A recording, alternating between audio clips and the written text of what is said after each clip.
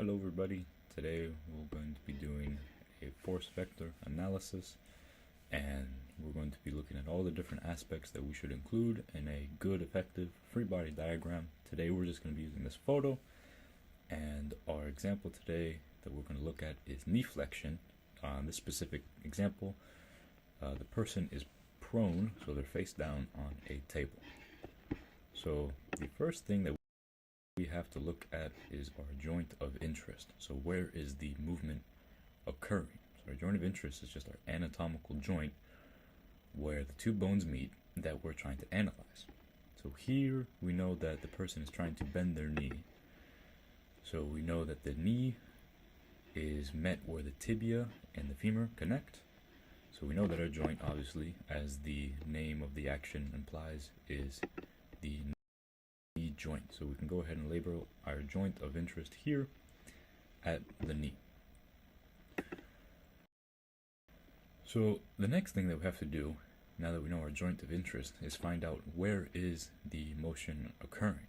So the two things that we want to look at now are the plane and axis of rotation.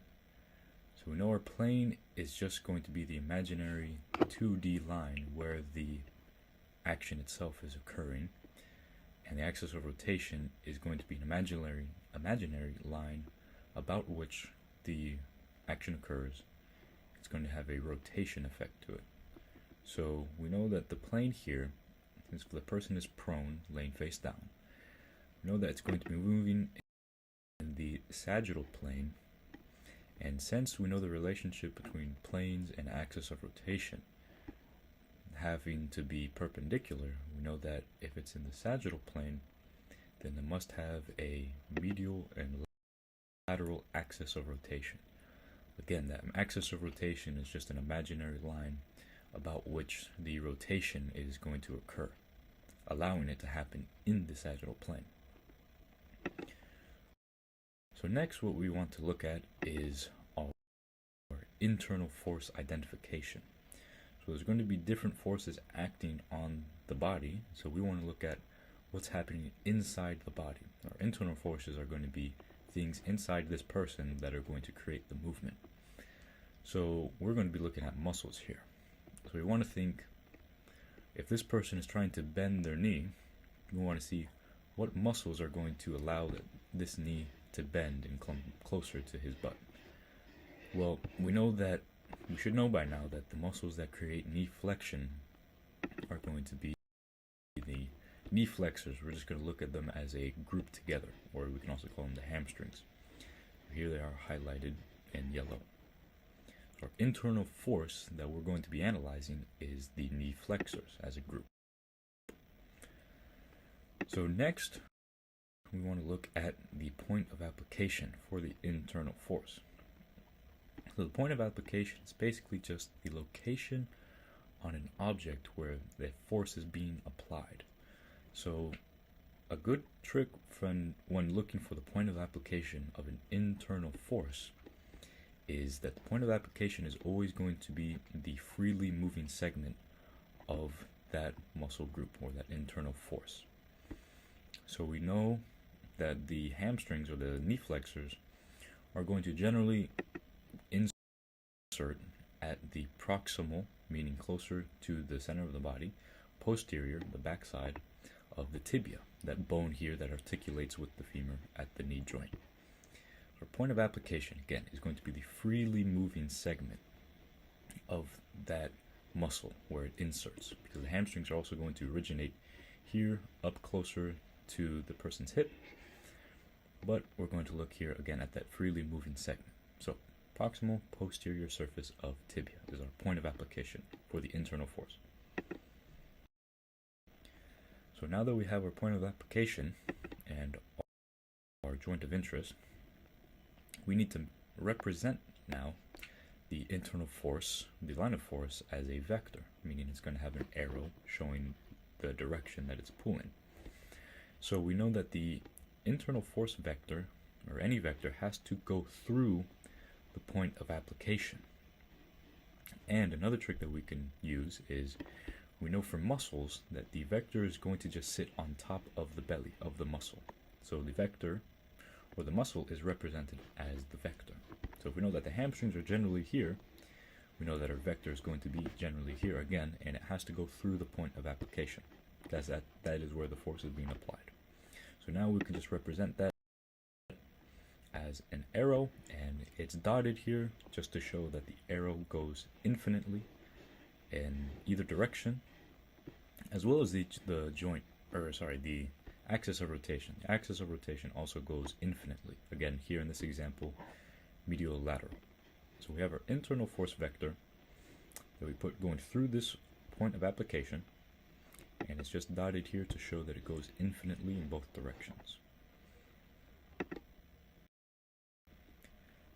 So next we want to try to find out the shortest path from the axis of rotation, here going through the joint, to the line of force represented by our vector here. And our distance, it has to be perpendicular from our joint, our axis of rotation, to the line of force. And this is going to be defined as the moment arm. So if we want to find out the shortest perpendicular distance from the axis of rotation to the line of force here represented as the vector, we can draw that moment arm just going straight from the axis of rotation to the line of force here, and we're going to represent it with this 90 degrees here to show that it is indeed a perpendicular angle. Now that we have our moment arm, we want to look more in detail at this vector here that we have on top of the muscle. There's two things that we're going to look at when we're looking at an internal force vector. Its location and its direction. So if we want to look first at the location of this vector, we want to see where is the vector located relative to the axis of rotation. The axis of rotation goes straight through the joint of interest here. So which way do we have to travel? We could think of it like that. Which way does the moment arm have to travel to get from the joint of interest to come in contact with our vector? That will tell us its location. Now it's important to remember that when we're using directional terms, to not necessarily look and use our view of the body, because our view is going to tell us, well, the vector is on top of the joint of interest, it's superior to it. But we have to remember that we're looking at this person and where they are relative in space. So we know that the person's feet are down here to the left, so that must mean that their head is going to be up here somewhere.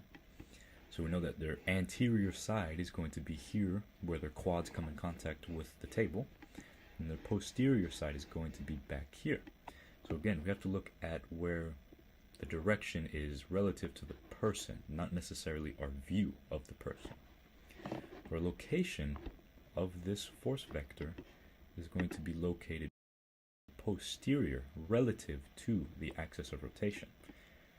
Here it is closer to the hamstring side, and it's not going to be anterior. So here it is posterior to the axis of rotation. Next, we have to look for which way is the force vector directing, which way is it pulling. Now, another trick that we can use, or a little hint that we can remember when trying to find out the direction, is internal force vectors are always going to pull and point towards the fixed segment. So remember that the point of application was a freely moving segment, so it has to direct and pull towards the fixed segment. So since this person is laying down and their knee is bending, we know that the fixed segment here is going to be closer towards the hip. So we know that the direction, since they're going from lower here closer to the feet, and it's pointing upwards relative to this person, it's going to be a superior pull. Again, in open versus closed chain movements, we're looking at which segment is freely moving, and which one is not freely moving. So we know our direction is going to pull towards the fixed segment.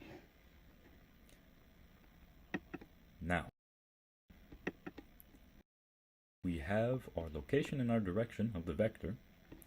We know its relative position in relation to the axis of rotation. We found out the moment arm. So now we want to see what kind of torque that this internal force is creating? Well, if we found out that it's located posterior to the axis of rotation and it's pulling superiorly, we can find out and we can conclude that it is creating a knee flexion torque. So when the person activates their knee flexors and then they cause that muscle to contract, that their knee is going to flex, and that the angle between here, the tibia, and the femur is going to shorten. This distance here will shorten, creating knee flexion. So here's just a quick summary of all the things that we went over. The first thing that we had to do was find out the joint of interest, where the movement is occurring, at which joint. We found out that it's the knee joint. Next thing that we wanted to do was find out the plane and axis of rotation. We knew since this person was prone, laying face down, that it's going to be occurring in the sagittal plane. And if it's in the sagittal plane, it has to have medial lateral axis of rotation. The internal force that we identified was the knee flexors, because they are what caused the knee to bend. We then had to find out the point of application, which we knew was the freely moving segment of the muscle. So we want to get away from looking at origin of a muscle versus insertion of a muscle. Muscles are kind of like roads. They don't start somewhere and they end somewhere. You can go both ways. So we want to look at which of the insertions, since we're going to be looking at both of them, not just origin versus insertion. Which of the insertions is going to be freely moving, and that's going to show us our point of application.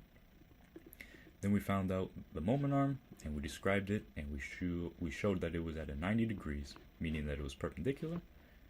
And then we found out the location of the force vector and the direction relative to our person, where their body is in space, not necessarily our view. That's a very important thing to remember.